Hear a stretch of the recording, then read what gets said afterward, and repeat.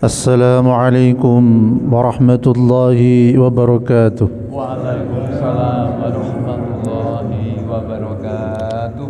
إن الحمد لله نحمده ونستعينه ونستغفره ونعوذ بالله من شرور أنفسنا ومن سيئات أعمالنا. أشهد أن لا إله إلا الله وحده لا شريك له وأشهد أن محمدا عبده ورسوله. أما بعد وما أبرئ نفسي إن النفس لأمارة بالسوء إلا ما رحم ربي إن ربي غفور رحيم. أعوذ بكلمات الله التامة من كل شيطان وهامة ومن كل عين لامة. اللهم رب الناس أذهب البأس واشف أنت الشافي لا شفاء إلا شفاءك شفاء لا يغادر سقما. Amin ya rabbal alamin. Alhamdulillah, yang saya hormati Bapak Haji Mustafa beserta para ustadz sekalian, bapak-bapak dan ibu-ibu yang dirahmati Allah. Bersyukur pada kesempatan ini kita dipertemukan kembali dalam rangka bersama-sama salat berjamaah maghrib, dan insyaallah nanti akan kita salat berjamaah salat isya sekaligus di antara salat maghrib dan isya. Alhamdulillah kita bisa bersama-sama membahas tentang ikhlas, yang dimana ini merupakan tema yang sangat penting diterimanya amal ibadah kita di hadapan Allah Subhanahu wa ta'ala. Bapak Ibu sekalian yang dirahmati Allah, ada 8 poin atau tips di dalam menjaga keikhlasan kita dalam beramal. Yang pertama, berdoa. Jadi hidayah niku ada di tangan Allah Subhanahu wa ta'ala. Kita dianjurkan untuk selalu berdoa kepada Allah agar istiqamah di dalam beribadah, agar istiqamah di dalam menjaga keimanan. Ya muqallibal qulub, tsabbit qalbi ala dinik. Wahai yang membolak-balikkan hati, tetapkanlah hatiku ya dalam agamamu. Ini selalu kita berdoa kepada Allah agar ditetapkan kita di dalam agama Allah, agar ketika kita diambil oleh Allah, ikhtiar kita bersama-sama berjuang agar husnul khatimah. Ada tetangga kami ya kemarin ya, meninggal, wafat, tidak tahu jam berapa ya. Tiba-tiba jam 5 atau jam pinten ternyata sudah kaku. Nah, bisa jadi 3 jam 5 jam sebelumnya sudah Allah ambil. Nah, ini kita bisa minta doa pada Allah Subhanahu wa ta'ala sesuai dengan kebiasaan kita, keinginan kita agar dicabut oleh Allah husnul khatimah. Berdoa ya, misalnya ya Allah cabutlah saya dalam kondisi sujud ya, mungkin di Masjid Firdaus contoh misalnya ya. Tidak ada salah, daripada ketika wafat tidak ada yang tahu ya. Kita boleh minta pada Allah Subhanahu wa ta'ala, ya Allah ambillah saya dengan kondisi tidak menyulitkan anak cucu saya untuk merawat saya ya. Apa boleh doa seperti ini? Boleh ya, karena berdoanya kita ini ikhtiar kita agar dimudahkan oleh Allah Subhanahu wa ta'ala menjadi husnul khatimah, menjadi hamba yang ikhlas, dan kita agar tidak menyulitkan anak cucu kita ya. Itu ikhtiar kita begitu ya. Perkara kemudian Allah memberikan sakit ya, sehingga dicuci dosa-dosa kita, kita bisa menerima sakit yang kita derita itu dengan ikhlas, dan insyaallah tambah pahalanya pun tambah banyak di hadapan Allah Subhanahu wa ta'ala. Dan juga dikatakan bahwasanya Umar bin Khattab radhiyallahu an ya, beliau juga berdoa, ya Allah jadikan seluruh amalku bernilai kebaikan, dan jadikanlah amal tersebut benar-benar ikhlas hanya untuk wajah-Mu, dan jangan jadikan sedikit pun dari amal tersebut untuk siapapun selain engkau. Ya, termasuk mungkin seorang suami mencintai istrinya, istri mencintai suaminya. Ketika berlebih-lebihan, Allah Subhanahu wa taala enggak suka. Bapak mau ke masjid, ibu gandoli, ini Allah enggak suka. Atau sebaliknya, saling-saling gandoli. Oh, enak di rumah wis bercengkerama daripada ke masjid. Khawatir nanti di hadapan Allah Subhanahu wa taala dianggap kita tidak mencintai Allah. Padahal kita sudah diciptakan oleh Allah, dikasih makan, dikasih minum, sawah, ladang sudah masya Allah, gemari palo, jenawi, toto, tentrem, kertora, harjo. Tetapi ketika dipanggil Allahu Akbar, masih ogah-ogahan ke masjid, ya khawatir Allah murka. Beliau alhamdulillah istiqomah, Bapak Haji Mustafa, mengumumkan ada majelis ilmu, ada kegiatan ini, kegiatan itu. Itu termasuk ladang pahala, dan insya Allah ketika panjenengan datang, pahalanya pun juga beliau dapatkan banyak. Panjenengan ngajak tetangga, ngajak anak, ngajak pasangan ke sini, tambah pahala panjenengan. Ya, ini adalah amalan-amalan yang kelihatan sepele, ya, tetapi insya Allah pahalanya berlipat ganda. Ya. Kemudian yang kedua adalah tip ikhlas itu menyembunyikan amal. Menyembunyikan amal niku proporsional sesuai dengan kadarnya. Lalek sholat jamaah nggih mboten saged sembunyi-sembunyi, Bapak-bapak. Oh singitan teng jeding mboten saged. Nggih, tetep teng tempat masjid. Nah niki bukan disembunyikan, tapi memang nyata sholat berjamaah. Kalau sholat sunnah lah niku saged disembunyikan, panjenengan teng kamar ibu-ibu misalipun mboten napa-napa malah sae. Itu sholat sunnah. Rasulullah sallallahu alaihi wasallam ketika dan para sahabatnya ketika sholat wajib di masjid, ketika sholat sunnah delik di rumah, yang dinamakan dengan mihrab, ya. Panjenengan sujud, panjenengan berdoa, nangis kepada Allah Subhanahu wa taala sae. Ya niku sholat sunnah. Oleh karena itu sholat sunnah kebanyakan ya, Rasulullah jarang sholat sunnah di masjid tapi di rumah. Nah contohnya bagaimana? Ketika habis sholat wajib itu mboten napa-napa pulang sholat sunnahnya di rumah. Misalnya mangke mantun isya selesai sholat, assalamualaikum, sudah salaman panjenengan, sholat sunnah di rumah lah itu lebih afdol, lebih utama 2 rakaat misalnya. Tapi tidak dilarang di masjid, tidak mboten napa-napa. Tapi itu keutamaan yang dilakukan oleh Rasulullah bersama para sahabatnya. Tapi kalau habis maghrib nanggung, mau dipangsul balik malih ya teng masjid mawon. Itu gambaran. Jadi ketika ada seorang jamaah kok pulang duluan nggak sholat sunnah, pun hati kita itu mengatakan oh nggak sholat sunnah itu. Nah, karena kita nggak tahu ilmunya. Padahal dia mungkin lebih utama mengamalkan sholat sunnah di rumah karena di sana menunggu keberkahan, malaikat menunggu di sana. Nah ini gambarannya pun. Di dalam hadis disampaikan 7 golongan yang dinaungi Allah dalam naungannya pada hari di mana tidak ada naungan kecuali naungannya, di antaranya seseorang yang bersedekah dengan satu sedekah lalu ia menyembunyikannya sehingga tangan kirinya tidak tahu apa yang diinfakkan oleh tangan kanannya. Lah niki bab sedekah niku boleh dilakukan dengan rahasia. Ya, contoh mawon sepele. Kotak amal melampatang masjid. Kita jajar satu orang.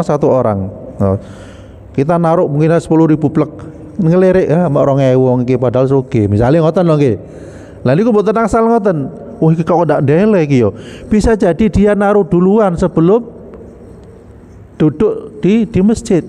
Nah, niki menjaga hati, menjaga keikhlasan niku berat. Setan gudo. Oh, dirimu memang yang paling besar, masukkan ke kotak berjalan di masjid tadi. Itu loh sampingmu, belakangmu ndak ada yang naruh segitu. Lha iku godhaane setan. Nggih. Jadi bisa jadi dia itu naruh lebih besar yang kita tidak tahu. Makanya pun baik sangka itu lebih baik, lebih berpahala daripada buruk sangka. Kalau baik sangka Allah mencatat pahala, kalau kita buruk sangka Allah mencatat dosa karena nggak tahu kenyataannya. Nggih. Dalam beramal seperti itu. Memang ada amal yang ditunjukkan silakan, tapi kita punya kualitas amal yang disembunyikan. Punya, nggih. Ya, tidak ada yang salah di situ. Disampaikan di dalam seorang ulama, ya, janganlah engkau beramal hanya agar engkau dilihat oleh manusia, sembunyikanlah amal kebaikan sebagaimana engkau menyembunyikan kejelekan-kejelekan. Ini gambaran penyeimbang, ya. Loh, kalau misalnya amal tiap Jumat dia tunjuk mboten napa-napa supados menarik yang lain. Nah, ini penting.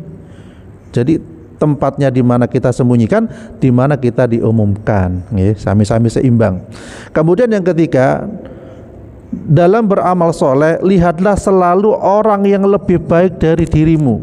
Nah, niki ukurannya ngoten. Lek kita pengen amal api, menjalankan amal api, jangan terlalu bangga, karena mungkin banyak orang yang melakukan lebih baik dari kita. Nggih. Wah, aku wis nyelengi amal mlebokno teng amplong 100.000 wis paling akeh iku. Tidak boleh ngoten. Mungkin ada yang lebih banyak. Nggih. Jadi ketika kita supados diterima oleh Allah amalan kita, kita perbanyak istighfar. Khawatir bangga diri, bangga hati, sombong, meremehkan orang lain. Lah niki yang menghapus pahala-pahalanipun amal-amal ibadah kita. Ya.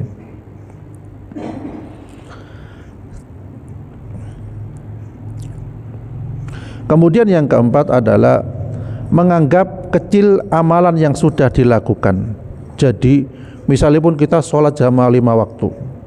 Wah, kadang seseorang merasa bangga, sudah besar amalanku. Jangan. Kita masih ingat pada Allah, ya Allah, banyak amalan yang sunnah yang belum saya lakukan. Sholat sebelum, sholat wajib dan ba'diyah, ya, belum kita lakukan. Kita merasa menyesal. Tahajudnya ketinggalan, merasa menyesal. 2 rakaat sebelum sholat subuh ketinggalan, merasa menyesal. Oke. Sholat sunnah yang istimewa itu 2 rakaat sebelum sholat subuh dan sholat witir. Sampai dikatakan boleh dikodok ketika ketinggalan karena sudah kebiasaan menjalankan. Mantun niku kok ketinggalan, niku boleh dikodok. Kapan? Nggih, bisa setelah sholat subuh atau ketika mendekati duha. Nggih. Bahkan sholat witir sampai ngoten. Sampai Umar bin Khattab melakukan sholat witir habis isya, khawatir kebablas. Nggih. Jadi niku, saking pentingnya sholat sunnah itu. Jadi menganggap kecil yang lain. Jangan sampai seorang hamba itu menganggap amalannya wis besar, wis banyak, ya. Sampai pun di rumah tangga, ketika salah seorang di antara suami atau istri merasa berjasa di dalam rumah tangga, lah itu juga dari tanda tanya. Oh, aku wis akeh jasa wis blonjone wis oke, ya. Seorang istri pun juga gitu. Aku wis akeh jasa wis ngasih momong anak, wis nyuci, wis ngepel, wis masak dan lain-lain. Ketika oleh seorang suami tidak diperlakukan dengan baik, merasa kecewa. Nah, ini juga ujian dari Allah Subhanahu wa taala. Begitu juga sebaliknya. Ya. Jadi pernah kisah kemarin saya dengarkan nggih, kalau mirengaken Siti Khadijah nggih. Semerap sinten Siti Khadijah niku? Istri ini Rasulullah, nggih. Ya. Jadi beliau izin kepada Rasulullah niku badhe ke belakang. Saya mau izin ya Rasul, saya mau ke belakang, ini ke bahasa kula nggih. Oh ya, silakan. Ya. Jadi Rasulullah nggak tahu ada apa dia ke belakang. Kemudian malaikat Jibril ngasih tahu bahwasanya istrimu Khadijah itu ke belakang mau masak-masak untuk masakan yang istimewa. Masakan yang disenangi oleh Rasulullah Sallallahu Alaihi Wasallam sebagai suaminya. Terus nopo kata malaikat Jibril, kasih tahu dia karena masak-masak, artinya memuliakan Rasulullah, memuliakan suaminya, ya. Oleh malaikat Jibril dikasih tahu dia akan dimasukkan ke dalam surga yang penuh dengan kenikmatan. Masya Allah. Akan dimasukkan dengan surga yang penuh dengan kenikmatan, surga yang mungkin tingkatannya tinggi. Hanya karena seorang istri tadi itu Khadijah itu masak-masak yang terbaik untuk suaminya. Nggih. Teng mriki kan ngoten nggih Ibu-ibu nggih. Nggih insyaallah nggih. Nggih ngoten lho Bu. Insyaallah jenengan sering masak yang terbaik untuk suaminya. Bukan kebalikan lek wonten tamu nih badhe dugi blonjone macam-macam. Ayam, udang, wis macam-macam. Tapi lek masak do suami ini wis teko sawah kesel-kesel, ala cukup tahu tempe, sayur bening, wis seger, seneng bapak nih, gitu. Loh, kok aku jenengan? Lah niku nilai keikhlasan. Ketika menghormati tamu lebih bagus, memang bagus menghormati tamu, tapi suami juga lebih bagus ketika juga dihormati. Nggih. Jadi ngoten. Contoh nih Khadijah niki wau dengan keikhlasannya, ya beliau masakan untuk suaminya Rasulullah sallallahu alaihi wasallam dengan masakan yang nikmat, yang istimewa. Padahal lek dihitung-hitung secara harta, Khadijah niku lebih sugih napa mboten kali Nabi? Lebih sugih, tapi mboten sombong. Tapi merendah diri di hadapan Allah Subhanahu wa taala. Karena napa? Yakin hartanya yang dimiliki oleh Khadijah niku ndak ada apa-apanya dengan keridhaan seorang suami yang dia memiliki tiket ke surga, menjadi pintu surganya. Surga itu lek dibandingkan dengan dunia niku mboten wonten napa-napane, Pak. Mboten wonten napa-napane, Bu. Surga niku lek dibandingkan kali seluruh yang ada di dunia ini. Lah niku Khadijah niku bisa meletakkan posisi, saya mungkin punya harta banyak, ya, mau beli ini beli itu bisa, tapi pintu surga saya, suami saya Rasulullah sallallahu alaihi wasallam lebih besar daripada harta saya. Pun kebalik. Karena mungkin seorang istri menerima warisan banyak, suaminya kiri misalnya, boleh semena-mena, mboten angsal. Ayo kono kerja, ndak nggon donya ora turu misale ngoten lho nggih. Pacul-pacul ana sawah dipacul, jeruke diobat misale ngoten nggih. Nah, niku mboten angsal, ngilok-ngilok ning ngoten niku. Ya, sami seorang tua pun, seorang ibu pun tidak boleh diilok-ilokne kali anake yang selama ini dimong, disusoni misalnya nggih, dirawat sampai besar, dia sukses, ya dia punya mobil, punya harta, merendahkan orang tuanya niku nggih mboten angsal. Alah bapakku nggo pacul, aku lho nggo pen. Sakali nulis iso 10 juta wis cair. Bapak macul paling 50.000 nggih, sakniki nggih. Iku sik keluwen kadang si andalun kek mangan nggih. Lah niki bab keikhlasan. Keikhlasan itu targetnya di hadapan Allah Subhanahu wa taala, bukan di hadapan manusia. Kalau seseorang ukuran keikhlasan di hadapan manusia nggak akan pernah selesai, nggak akan pernah baik. Kita berbuat baik kepada manusia pun masih banyak dinilai jelek. Perbuat baiknya 10 kali, jeleknya 1 kali akan dihitung jelek semuanya. Lah niku menungso. Karena pola pikir orang yang bersyukur, tapi pola pikir orang yang kufur nikmat. Orang yang kufur nikmat itu mudah mengingat kejelekan.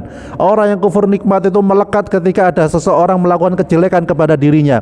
Sebaliknya orang yang bersyukur, walaupun dia dikasih satu nikmat oleh seseorang, katakanlah dikasih sesuatu oleh seorang, dia akan selalu mengingat-ingat kebaikannya daripada kejelekannya.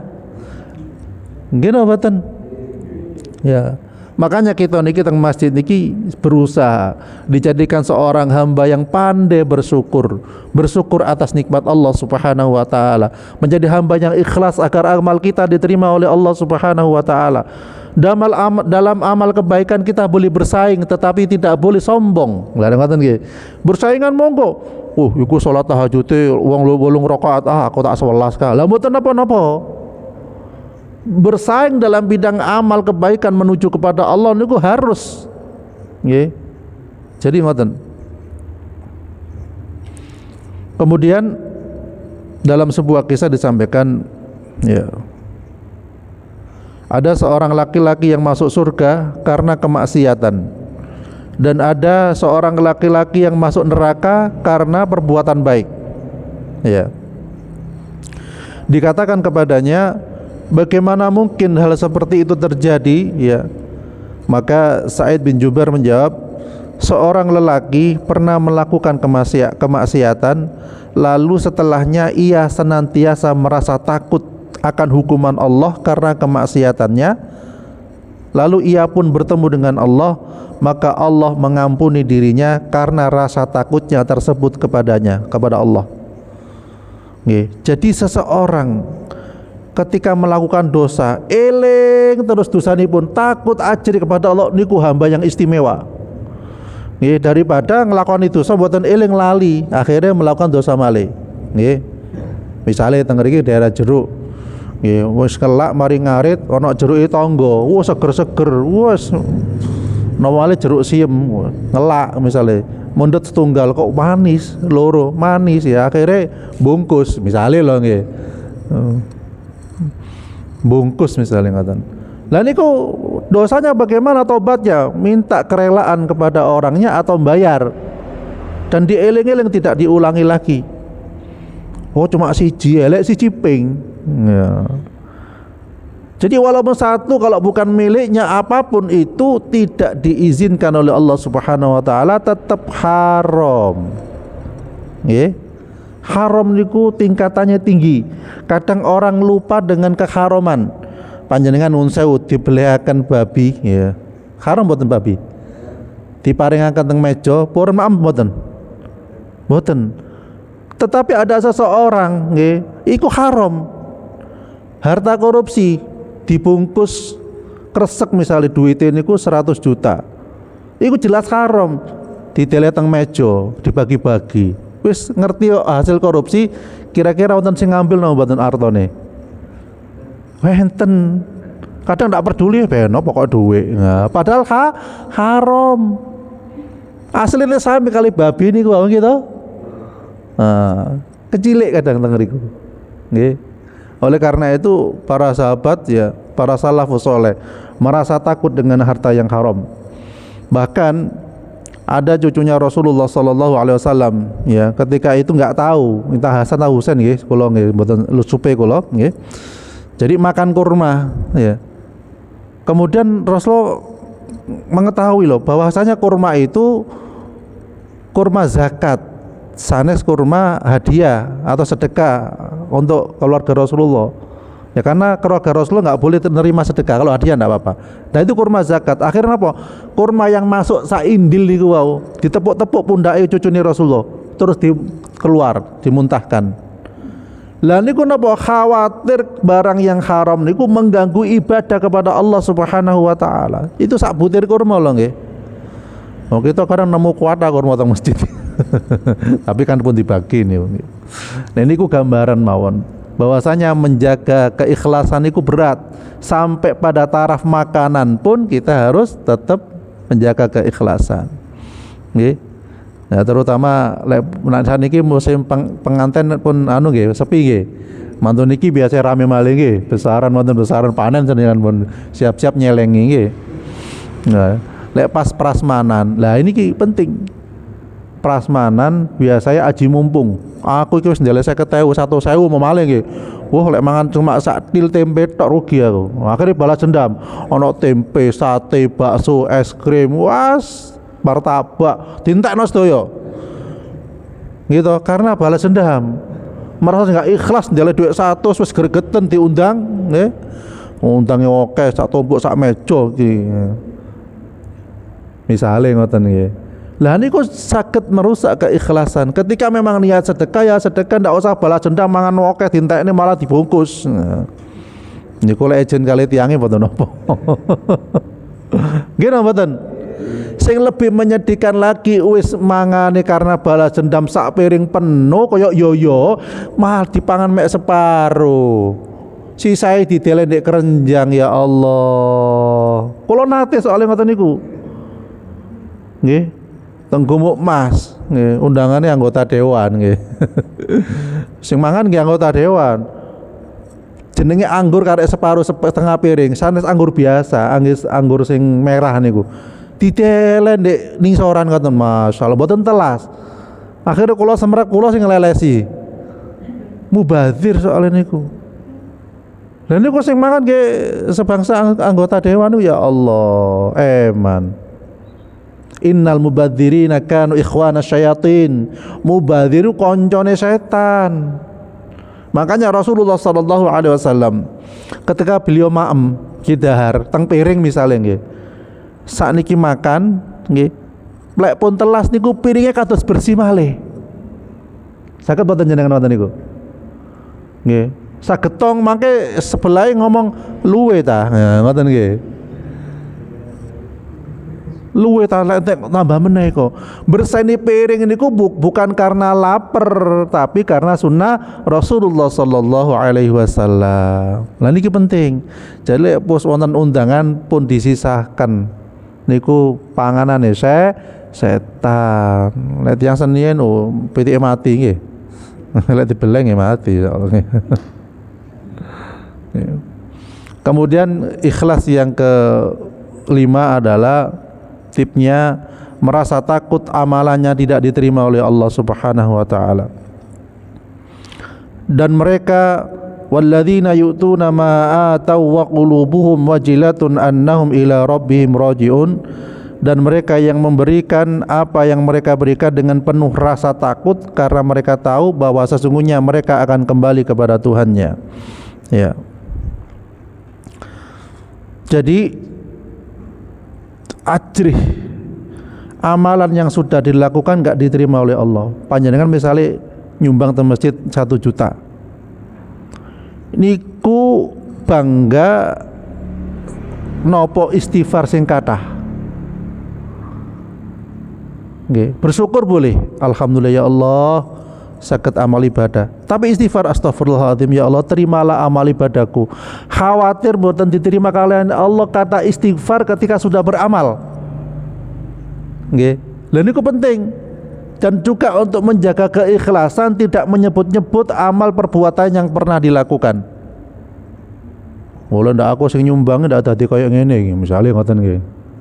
Nah, niku biasa berarti kurang ikhlas dalam beramal dan menyebut-nyebut amalnya. Ya. Kemudian yang keenam, tidak mudah terpengaruh ucapan manusia. Ya. Tiang nglakoni kebaikan niku wonten sing terpengaruh ucapan manusia, wonten sing boten terpengaruh ucapan manusia. Nggih. Kula badhe mendekat teng masjid niki niku wonten sing mendukung, wonten sing boten mendukung. Nah, mesti wonten ngoten niku. Nggih, Pak. Nggih. Tapi kula boten ngurungokno omongane manusia.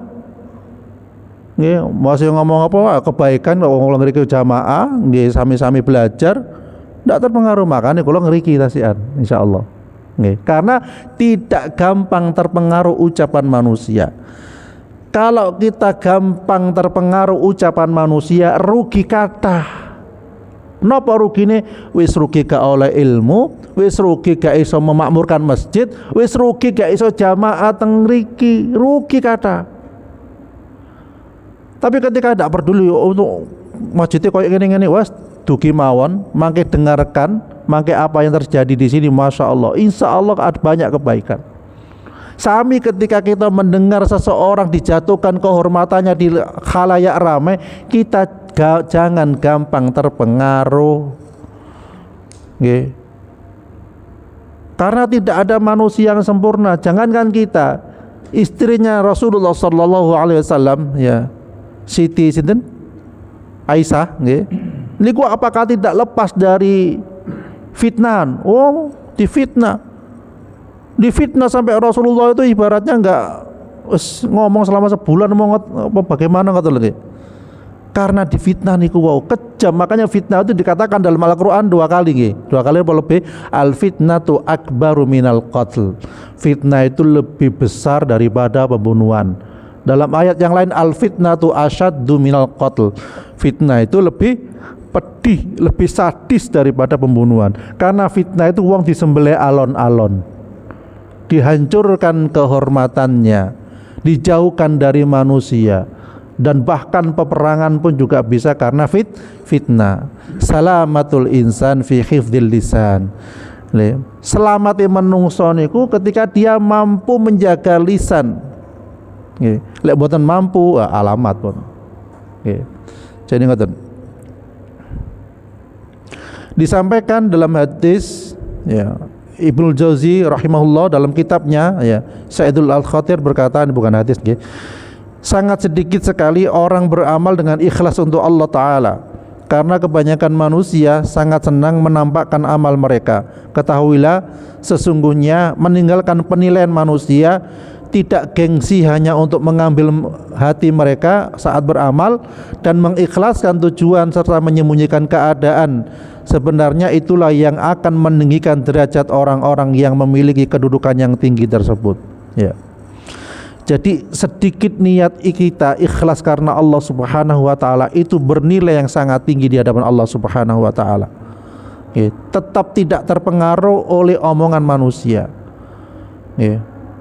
Seperti itu. Kemudian yang ketujuh, yakin bahwa tidak seorang pun dari manusia yang berkuasa atas surga dan neraka. Kita niki lho datang ke sini niku lho, nggih. Sing kula sebutaken ujiane macam-macam. Badhe teng masjid anake nangis, nggih wonten nggih. Lek mboten putune sing nangis. Nah, lek mboten mungkin ibuke sing nangis Pak nggih. Ojo Pak yang masjid Pak, aku sik ngeluh iki Pak. Nah, misale wong ngeluh ngombe botrek wis mari kadang nggih. Ojo ngene macam-macam pun alasanipun nggih. Ya. Tapi lek jenengan bisa menembus niku datang ke sini karena apa? Saya cinta kepada istri, saya cinta kepada suami, tapi saya lebih cinta kepada Allah Subhanahu wa taala. Lah niki yang penting. Tiang menuntut ilmu saya tadi ku njegali terus. Nggih. Lek dikon njupuk dhuwit, semangat, tapi lek kon njupuk surga kadang entar lagi. Sami nggih. Kula nggih ngoten. Kula ngisi pengawasan teng ngriki sami godaane. Ya. Napa? Nggih, niki wonten keluarga badhe dugi saking jauh. Teng griya wonten tiyang sepa. Nggih, dan macam-macam. Lek tiyang alasan kula saged mawon alasan ndak bisa ada keluarga di rumah. Nah, niku alasan-alasan klasik. Nggih. Alasan-alasan lama dan alhamdulillah panjenengan saged lolos ke ngriki. Nggih. Dan istiqomah insyaallah nggih. Masyaallah nggih. Niku godaan ilmu kadang dunya wis janjian bisnis. Nggih kula nggih saged mawon teng nunggu pasien, ono pasien oleh duit. Ngoten nggih.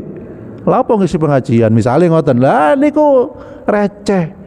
Lah cuma golek dunya receh, penan golek surga yang utama. Buat sanes mboten angsal surga yang utama. Lah yo wis pagi sampai siang sampai sore wis nang sawah. Lah kek sak jam teng masjid mosok abot misalnya ngoten nggih. Niku gambaran mawon, tapi insyaallah alhamdulillah jenengan saged lolos ngriki. Yang terakhir yang kedelapan adalah senantiasa mengingat bahwa kita niku akan sendirian di alam kubur. Bapak lek pejah, ibu-ibu napa poron nemani teng alam kubur? Paling sampai pintu balik wis nangis. Toto griya wis ilang iluwe wis. Rabine. Diperjelas kali Pak Haji Mustofa niku. Sami. Nggih, ibu mboten wonten, bapak teng labur wis wangsul malih mboten nemani teng alam kubur. Ternyata alam kubur nggih mengerikan.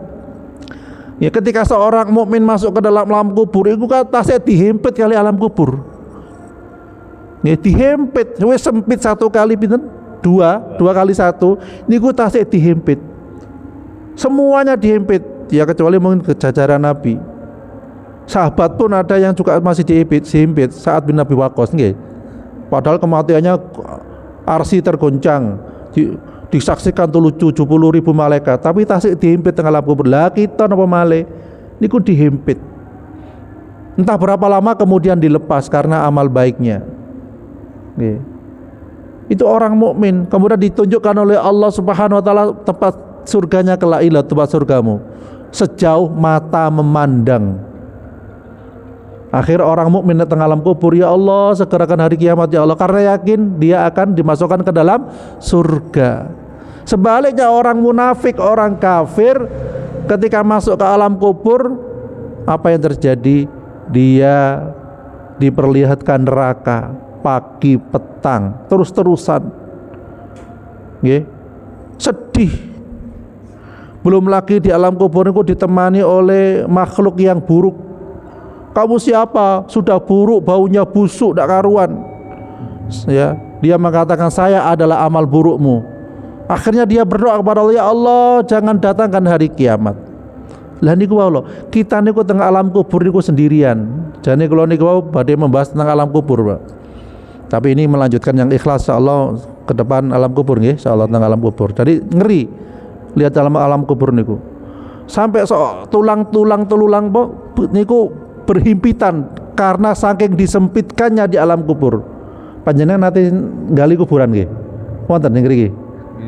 Nate enggak ketika nggali kuburan niku tulang-tulangnya jadi satu. Nate nemokaken kepalanya harusnya misalnya di sebelah utara, badannya di tengah, kakinya di sebelah selatan, harusnya roto. Tapi niku dadi setunggal ketika dikeduk niku wau. Kok saged? Lah ini bisa jadi salah satu isyarat siksa di dalam kubur. Nggih, karena siksa di dalam kubur gembertakan tulang-tulang niku diremek-remet tengah alam kubur. Nggih, oleh karena itu ingat, keikhlasan itu kembali kepada diri kita. Kita di alam kubur niku sendirian. Oleh karena itu ketika kita melakukan kebaikan, ndak usah peduli kepada orang lain. Aku dilolokno nang masjid kene kali tiyang ngriku. Wah, jarene wis ndak duwe surga dhek. Ya ngoten nggih. Oh dhek ndak duwe surga, ndak duwe neraka, yang punya Allah apa kata saya. Misalnya ngoten. Nggih. Jadi ngoten nggih, mugi-mugi kita senantiasa oleh Allah dijaga ya sebagai hamba yang ikhlas nggih, hamba yang ridha dan hamba yang mengharap selalu kebaikan dari Allah Subhanahu wa taala agar kita bersama-sama masuk surganya Allah Subhanahu wa taala. Nggih, insyaallah ngoten. Kurang lebihnya mohon maaf. Subhanakallahumma hamdik, asyhadu an la ilaha illa anta, astaghfiruka wa atubu ilaik. Assalamualaikum warahmatullahi wabarakatuh.